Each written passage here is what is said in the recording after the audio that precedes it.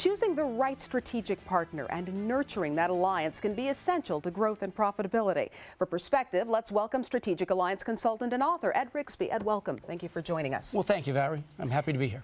So you've told us that alliances are becoming more common than ever before? Absolutely. Alliances are becoming actually even more critical than ever before.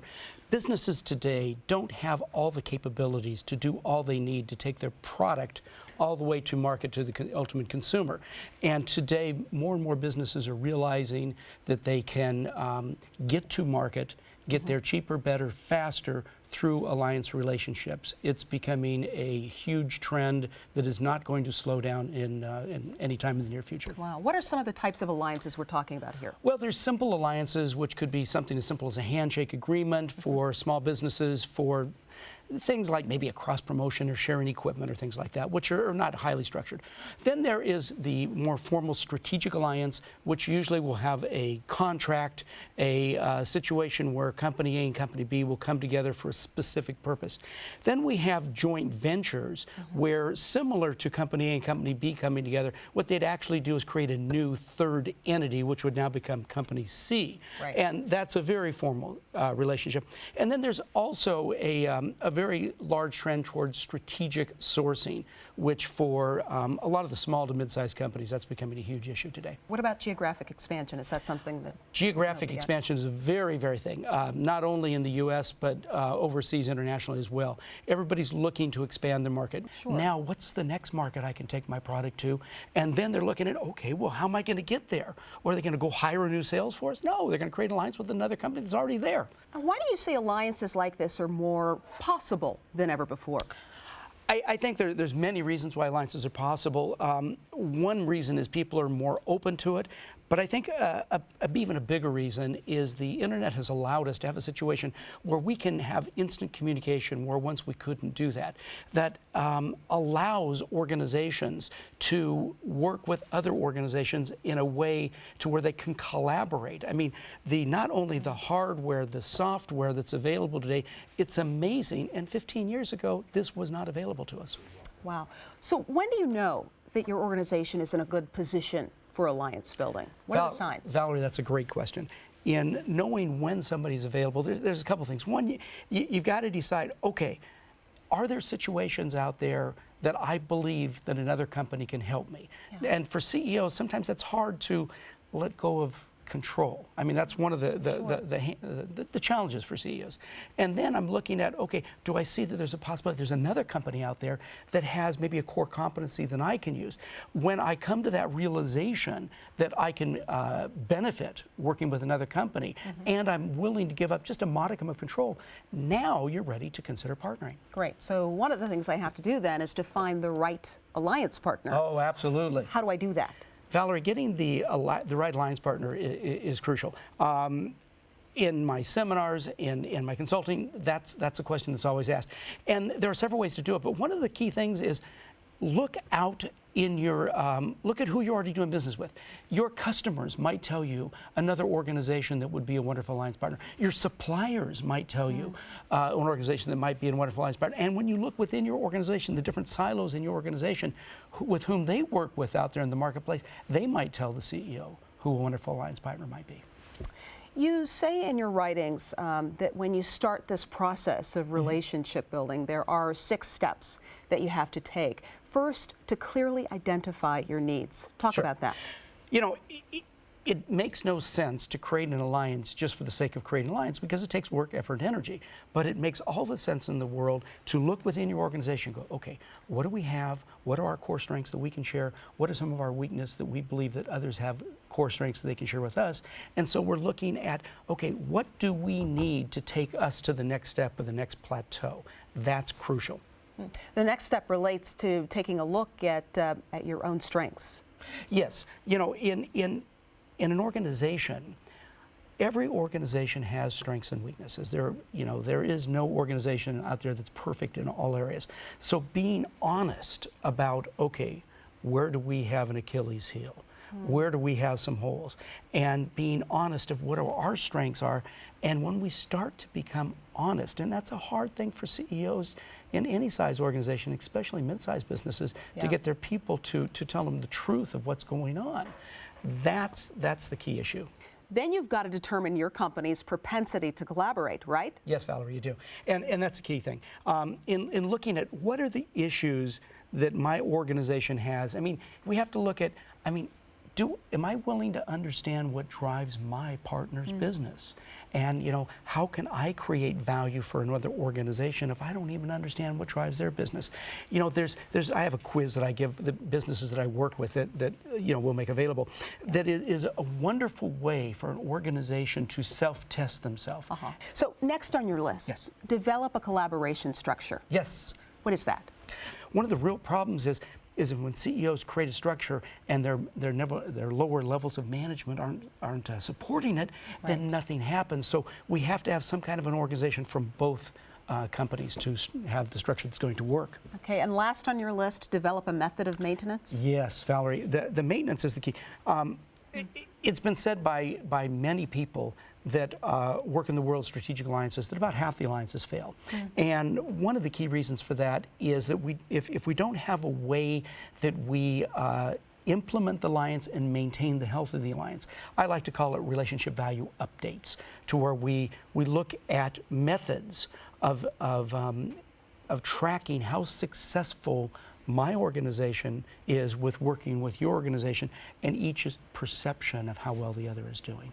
So one of our BizWise guests has told us that up to 75% of the product development of some major companies is going to involve strategic alliances with smaller companies. That's great for entrepreneurs, but does it change the alliance dynamics when you are a smaller company that is, instead of dealing with an equal-sized company, dealing now with a much larger entity? You're in a situation where you're used to calling the shots. And if you're going to partner with a larger organization, there's going to be a challenge. And that challenge is when you have your meetings with the larger organization, you're usually only going to meet with director level people. And so you're going to be there as the CEO, or you're going to have your top management team who can make decisions right that moment. And then you're going to be working with a larger company where they've got director level people that cannot make decisions right then. Right. And it's going to drive you crazy. And guess what? That's just the way it is. But for organizations that can get past that and understand that that's the way the game is, it's amazing what small to mid-sized companies can access in working with larger companies. It's huge. One of the things you say that we're going to be seeing on the horizon, that we are seeing on the horizon, is this trend of U.S. companies going global, and not just the big guys who've always been global, but the small to mid-sized companies. Talk about that. Well, Valerie, I just came back from a trip from Southeast Asia and the Middle East, and I was amazed at the voraciousness, especially in Southeast Asia, with which these companies are looking to partner with American companies, and not just American, but companies all around the world. A lot of the world outside of the U.S. and outside of Europe sees themselves as kind of third world developing countries. And they have a belief that they have to work harder to achieve what we're already achieving. Right. As such, these people, my experience in working with international groups is that they're looking for partners that can help them develop new products, that can help them access new markets, that can help them get their products into larger American companies. And small and medium-sized business in the U.S. especially, if they open their eyes and look at the possibilities, they'd be amazed at what's available for them, right on the horizon. It's huge. What's, just out of the gate, what's in it for the small to mid-sized American company? Already doing business here, so this isn't a market we need help accessing. What's in it for us going overseas? Why go global? Well, you know, if you're a small to mid-sized company here, and you're in the U.S. already, you have a limited market. I mean, you know, you've got competitors. Your competitors have a certain amount of market share. You have a certain amount of market share.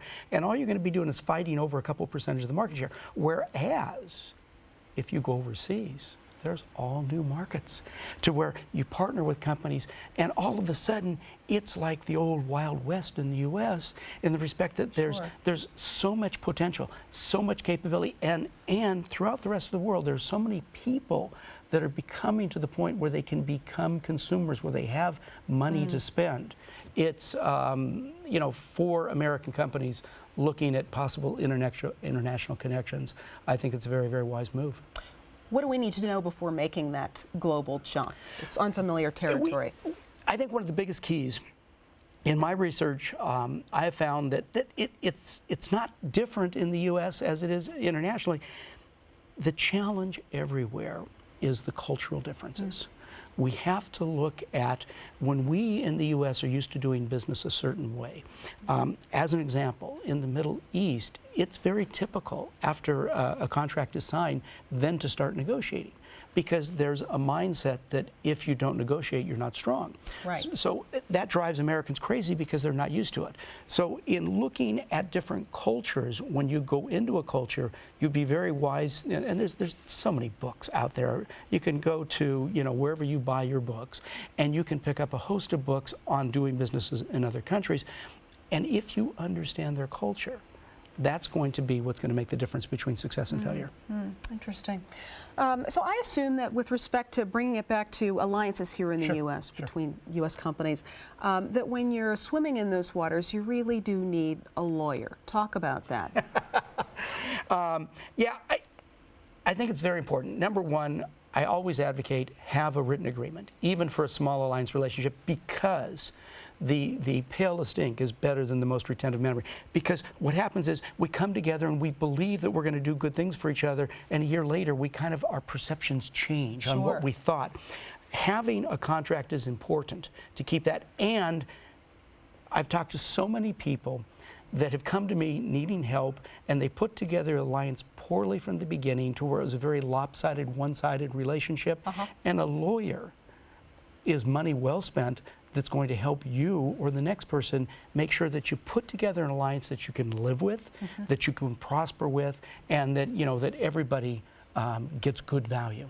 Right. Well, any move like this, pairing up two or more entities, of course, is going to involve some pitfalls. Can you talk about some of the red flags? There are a lot of partnering pitfalls, and when I work with organizations on how to maintain the alliance, we usually look at areas that make sure we have a good strategical fit, make sure that we have an operational fit, make sure that we have a cultural fit. The pitfalls are going to come within those, and they usually manifest themselves in things like communication challenges, sometimes unrealistic expectations that one partner has on the other, and unfortunately there's sometimes hidden agendas. And the hidden agendas are very hard for us to guard against, but as I tell organizations, we've got to do our due diligence before we create our relationship. If we don't do our due diligence, if we end up with a poor relationship, I hate to say it, but we deserve what we got. Well said. Anything else to add? No, I think that I think that the one piece of advice that I would offer any small to mid-sized business is, spend a little extra time. Build your alliance well at the beginning. I can't tell you how many conferences I've spoken at, how many organizations I've consulted for, where the issue becomes, oh my gosh, due diligence, how do you get us out of this mess? And I get sometimes frustrated. And with American business in particular, it's like, folks, let's build it right from the beginning. Take an extra day, week, month, whatever it takes, do your due diligence, do your due diligence well from all the silos of your organization, and then when you pick your alliance partner, you're probably going to pick a good partner, and you're probably going to have success. Ed Rigsby, good information. Thank you for Valerie. joining us. Thank you so much.